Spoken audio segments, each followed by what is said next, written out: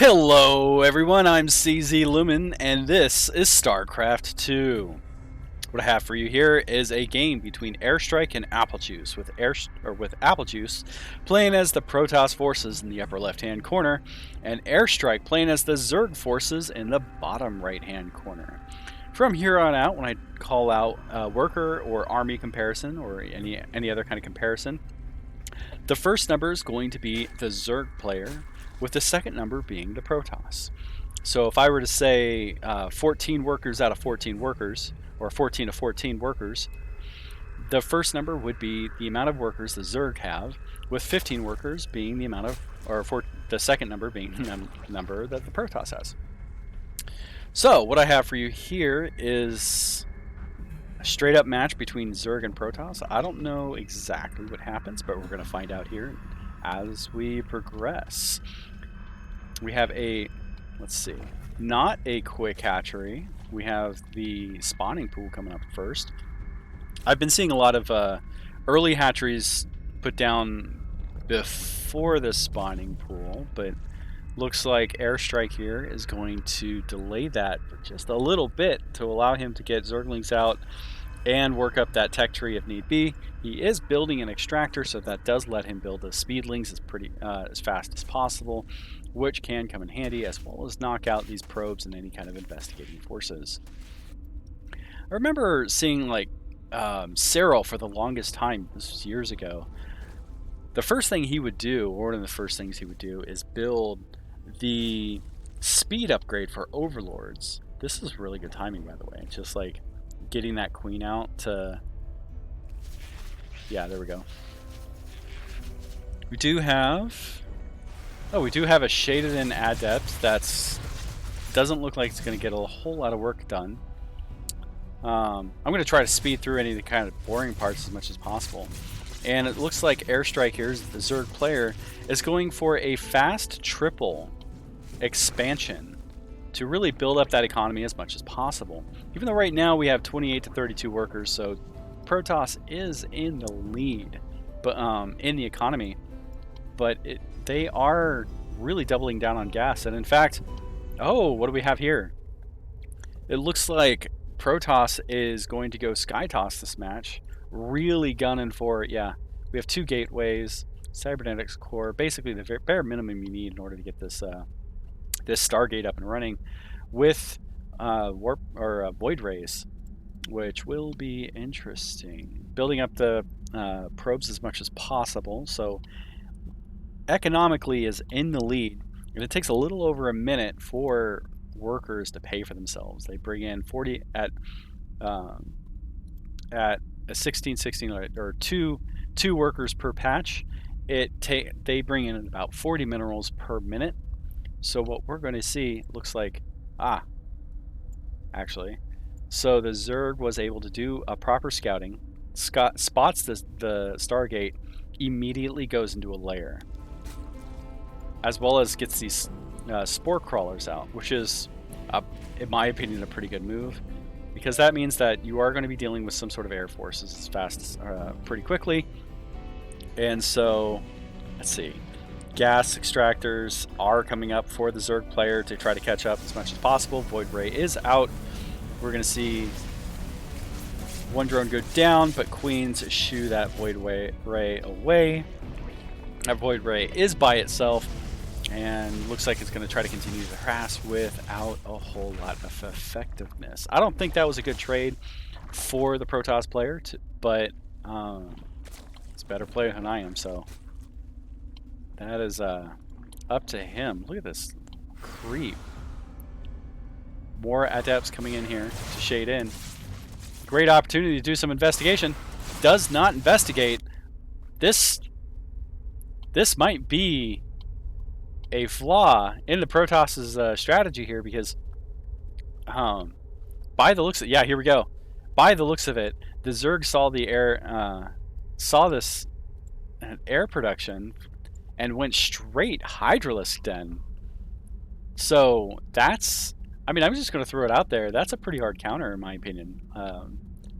Aside from going like a Spire in order to start pumping out like Mutilisks and Corruptors, this is a pretty this is like a pretty effective and efficient way to be able to pump out something that can attack both air and ground. Zerg don't really have a lot of options there. So this is, and Protoss is not going to be aware of this.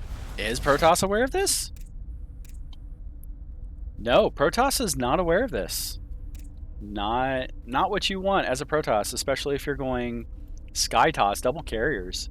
Okay, we have 1 carriers currently out on the board.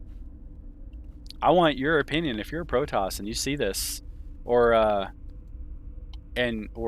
like if you know, because the Protoss player does know that this was spotted. So the question is, do you double down on your Sky Toss production, or okay, it doesn't know about the fleet beacon, or do you build a counter to counter what your opponent is going to build against your Air Force? Because as the Protoss, you should expect some sort of Air Force, either Mutilisks or Hydralisks. And that is the question here. Like, what do you do from here? I wonder how many. We already have some Mutalisk, Hydralisk coming in. Sorry, Hydralisk. Those adepts do go down by the Hydralisk. If the Protoss was paying attention, we'll be aware of that. That Hydralisks are on the production line.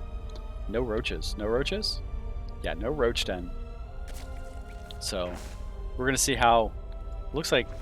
It looks like the Zerg player here is going to be. Oh, hold up a second. We have a lot of Hydralisks here already on the board. This is not what you want to be where you want to be as a couple of carriers. Like, you have a queen on one side and Hydralisks on the other. You might want to start running away. This is, and these are not fast units. Now, something I'm going to throw out here. I wish Broodlords were able to attack up, not just down. But that way, like, each side has kind of like their own powerful air unit. This hurts. Carriers are not cheap, for one, and two, boy, they take a long. Not only do they take a long time to field, but those fighters cost money to put down. This is. Protoss is trying to build as many. What are these? Okay, these are photon cannons. I don't think these are going to survive for very long. We have a lot of Hydralisks that are on the field, right at the doorstep of the Protoss. Adepts are not exactly the choice I would make to fight these. I would have gone for Zealots, but hey, to each their own. And it looks like this base is going to get cleaned up. Yeah, those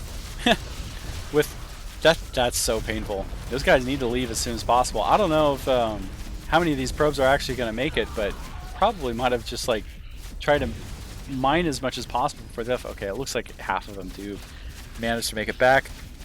Which, hey, probes are probes, so that's going to help that economy just a little bit, but any more than 24 is not going to bring home anymore, so you're going to want to split some of those into here as the first half, or 2.5 workers per mineral patch is like your first diminishing, your second diminishing return, with a hard diminishing return hitting at 3 workers per patch. So, but that's okay.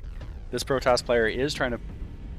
It looks like it is doubling down on carriers as much as possible. We have a +1 melee in the forge.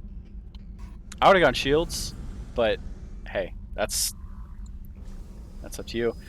Cyberdex Core is going in for a +2 on the air ranged weapons, it looks like, so that's going to be helpful once that comes into play.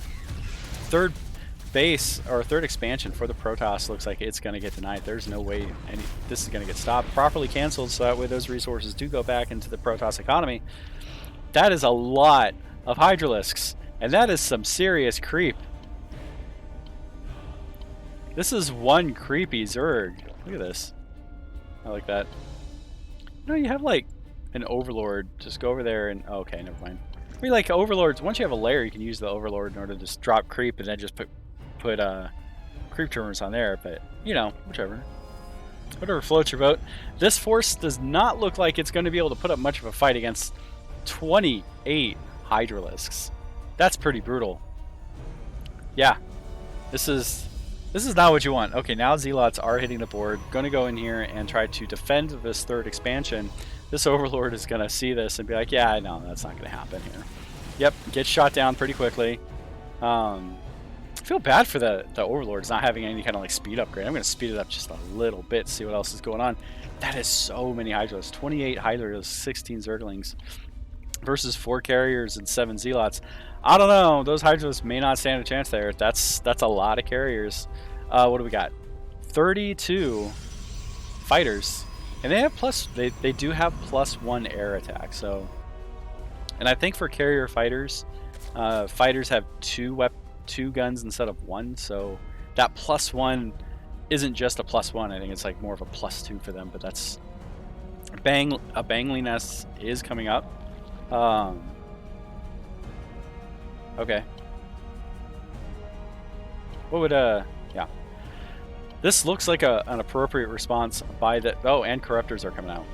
Yeah. Like I said, I think Broodlords should be capable of shooting up. Like, that would make me happy, but...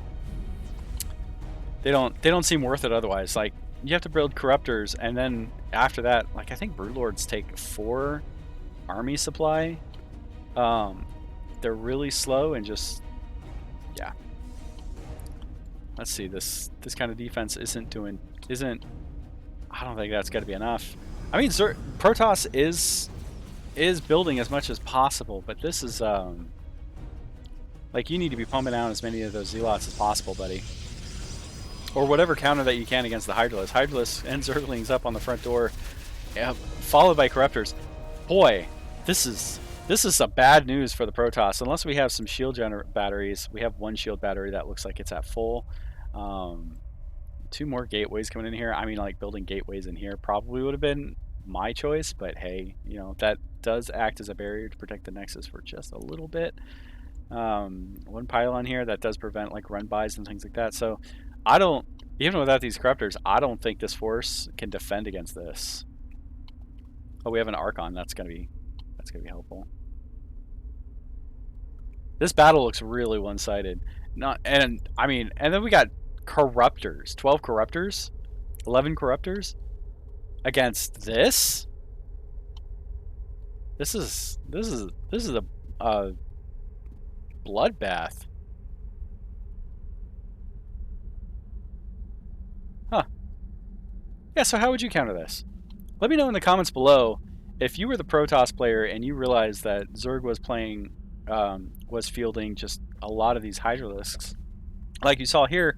How would you counter that? What would you do? Like, what would be your first steps to trying to mitigate this problem, this counter as much as possible? And if you were Zerg, I mean, to me, it just seems like Zerg is doing everything right in this fight. I'm gonna slow it down just a little bit so we can appreciate this fight. Fighters are trying to do as much damage as they can, but that's gonna be tough. The boulders do go down. That just opens up this little pathway for the Zerg, you know, because that's they don't even use that extra space. Like, that's funny. Zealots do come into the fight and do a good job, actually. Like, wow, those Banglings cleared that up really well. Shield overcharge is keeping this 1 carrier alive for a ridiculous amount of time, but that goes down.